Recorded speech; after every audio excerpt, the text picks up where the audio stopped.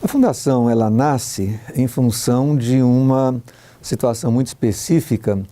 e que é a condição em que, por um lado, os professores do Departamento de Engenharia de Produção, que é o primeiro do Brasil, recebiam demandas da indústria, principalmente indústria próxima a São Paulo, na Grande São Paulo, e queriam atender a essa demanda por formação para os seus quadros profissionais dessas empresas, demanda por apoio em aprimoramento de processos e outras formas de transmissão desse conhecimento, estavam dispostas a cobrir os custos envolvidos com isso, eventualmente comprar um computador para desenvolver uma solução, mas pelos procedimentos formais de uma instituição pública, especialmente num ambiente de alta inflação que o Brasil passava à época,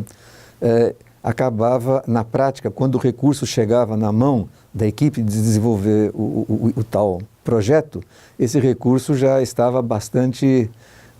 vamos dizer assim, enxugado. E, portanto, havia uma situação de frustração geral. Então, a fundação ela foi criada justamente, a Fundação Vanzolini, justamente para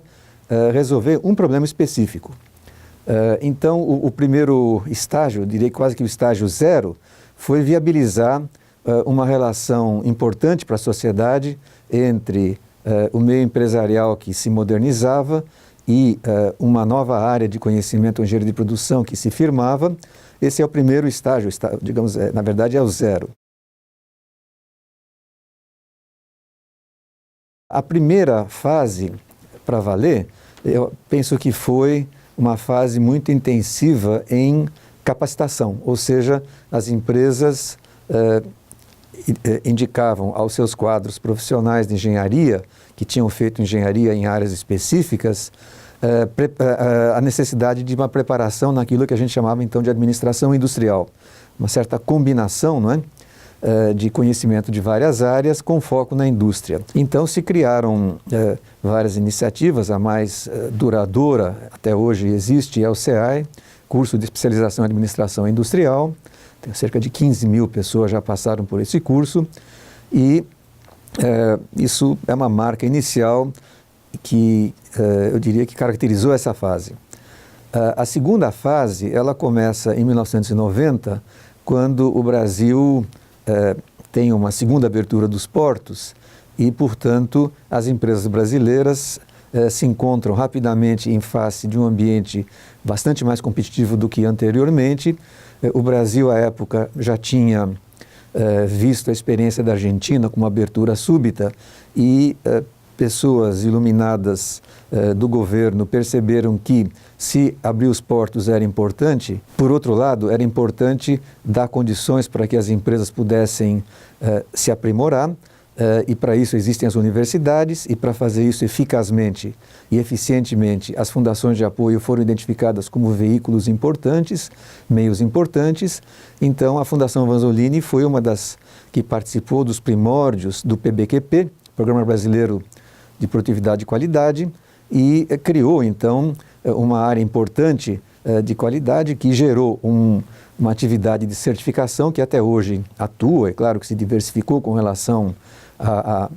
àquele momento, mas eu diria que a segunda fase é marcada pela entrada da Fundação numa área completamente nova, à época, que é a área de serviços de certificação e tudo mais que está em volta disso. A terceira grande modificação, a meu ver, ela acontece 10 anos depois, quando a Fundação dá um passo importante, então na virada do século e do milênio, para levar conhecimentos de engenharia e práticas de engenharia de produção para a gestão pública, em particular para aquilo que é talvez o principal desafio a longo prazo do país, que é a educação pública. E graças à equipe que está lá, liderada pela professora Beatriz Escavazza, professora Ângela Sprenger, professor Luiz Márcio Barbosa, de desenvolver então uma competência que a tornou referência nacional exatamente na modernização do ensino público pela combinação virtuosa de três elementos, que são a tecnologia, a pedagogia e a gestão.